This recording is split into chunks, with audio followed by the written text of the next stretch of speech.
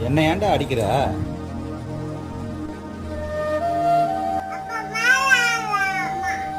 சின்னஞ்சிறு கூட்டுக்குள்ள சொர்க்கம் இருக்கு. அட சின்ன சின்ன அன்பில் தானே ஜீவன் இன்னும் இருக்கு. வட்டாம்பூச்சி கூட்டத்துக்கு வட்டாயதுக்கு அடபாசம் மட்டும் போதும் கண்ணே காசு